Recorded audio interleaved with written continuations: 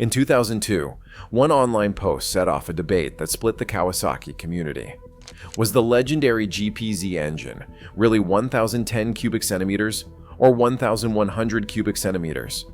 Forum claims, misprinted brochures, and mysterious badges deepen the myth.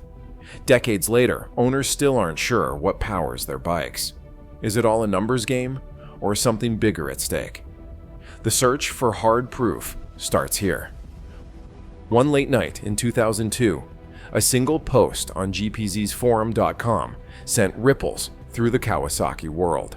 User Z-Rider typed out a claim that would echo for years. He insisted the GPZ 1100 engine was actually 1,010 cubic centimeters, not the 1,100 cubic centimeters stamped on its side. He cited a measured stroke of 70 millimeters, calculated the numbers, and hit submit. Within hours, the thread caught fire. Dozens chimed in, some quoting service manuals, others sharing personal rebuild stories. The post racked up over 200 replies in its first week, and by the end of the month, it had been viewed nearly 10,000 times. Upvotes and sticky status pushed it to the top of search results, making it the first thing any curious owner would find. Arguments broke out over decimal points and millimeters. Some users remembered seeing 1,010 cubic centimeters in old brochures, while others insisted on the 1,100 cubic centimeters badge as gospel. The debate spilled onto other forums, Reddit, ADV Rider, and even Yahoo groups, each time picking up new converts and skeptics. The original post, never corrected, became gospel for a whole segment of the GPZ community.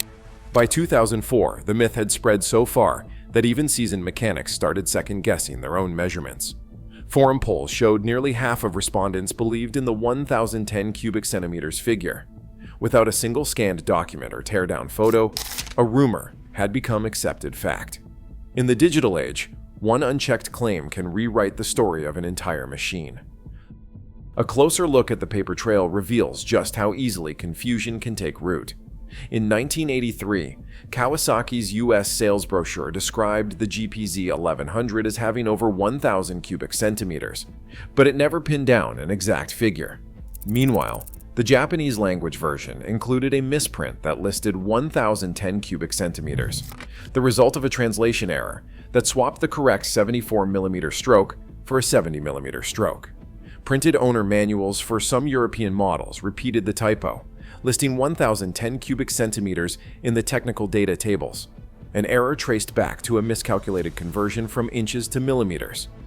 These numbers, once committed to paper, gained a life of their own. The confusion did not stop with official literature. By the 1990s, aftermarket suppliers began selling badges labeled 1,010 cubic centimeters and 1,100 cubic centimeters to meet demand from restorers and customizers. Some decals matched the ambiguous marketing language, while others simply played into the growing legend. A handful of 1994 catalog reprints even recycled the same translation error, cementing 1,010 cubic centimeters as fact for a new generation of enthusiasts. Vintage parts vendors, eager to move stock, offered both numbers side by side with no explanation for the discrepancy. Physical evidence, brochures, manuals, and badges became the foundation for the myth. Each misprinted page or mislabeled part seemed to confirm what owners read online. The result was a tangle of numbers, none matching the factory's actual engine specification. These artifacts, scattered across glove boxes and swap meets, gave the myth a permanence that forum threads alone could never achieve. Every engine builder knows there is a simple way to settle a displacement debate: do the math. The formula for engine displacement is straightforward, and it is the foundation for every claim and counterclaim in the GPZ saga. It starts with the volume of a single cylinder, calculated as pi times the radius squared, multiplied by the stroke. For a 4-cylinder engine like the GPZ's, that number is multiplied by 4. In practice, the calculation works like this. Take the bore, divide by 2 to get the radius. Square it, multiply by pi, and then by the stroke. Multiply that result by 4, and you have the total displacement in cubic centimeters. This formula does not care about marketing language or badge numbers. It is pure math, the same whether you are measuring a showroom bike or a decades-old rebuild. With this in hand, anyone can check the numbers for themselves using the actual dimensions stamped in the service manual, or measured with a set of calipers. Page 14 of the 1983 Kawasaki GPZ 1100 service manual lists the engine's most telling numbers. 72.5 millimeters is the bore, and 66 millimeters is the stroke. These are not guesses or rounded figures. They are the precise measurements Kawasaki engineers committed to print. Each value appears in the manual's technical table, right alongside the model designation and engine family. The bore, 72.5 millimeters, sets the cylinder diameter. The stroke, 66 millimeters, defines the distance the piston travels. Together, these numbers form the raw data behind every displacement calculation. No mention of 70 millimeters, no alternate values hiding in fine print.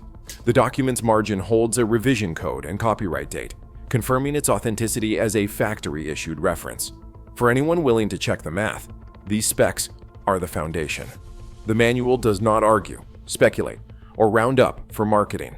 It simply records the engine as it was built.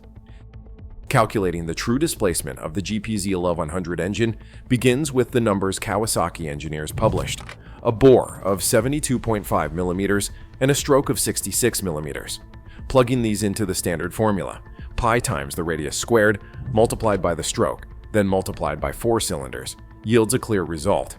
The math runs as follows. Take 72.5 divided by 2 to get the radius, square it, multiply by pi, multiply by 66, then multiply by 4. The answer is 1,089 cubic centimeters.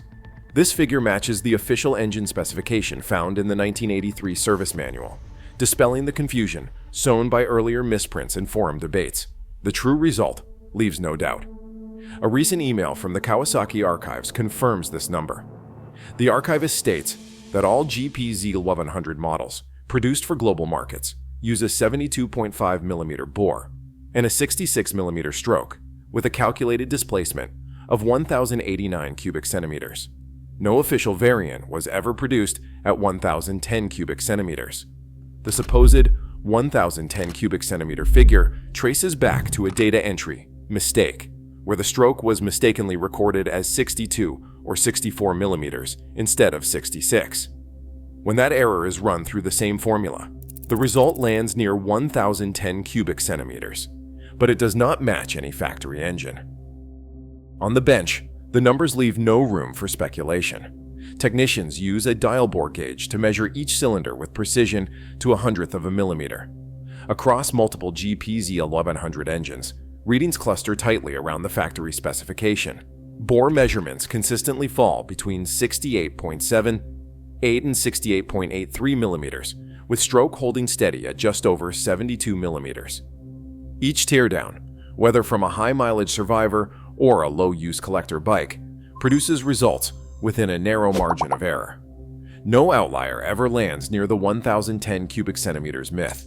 Instead, every calculation using these real-world figures confirms a displacement just over 1,060 cubic centimeters. The spread from engine to engine is minimal, matching what the service manual promised decades ago. With the cold facts of metal and math, the bench measurements silence decades of rumor and reinforce the certainty of the official specification. In 2019, a high-profile auction brought the GPZ displacement debate into the courtroom. A collector paid over $20,000 for a Kawasaki GPZ 1100, advertised as an all-original 1,100 cubic centimeters example. But after the sale, a sharp-eyed buyer noticed the engine case numbers didn't match the frame, and the paperwork listed an engine spec closer to 1,010 cubic centimeters. Forums exploded with speculation, but for the new owner, the confusion was more than academic. He filed a lawsuit, claiming the bike was misrepresented and demanding a full refund. The settlement, reached out of court, forced the auction house to introduce strict engine verification for all vintage motorcycles.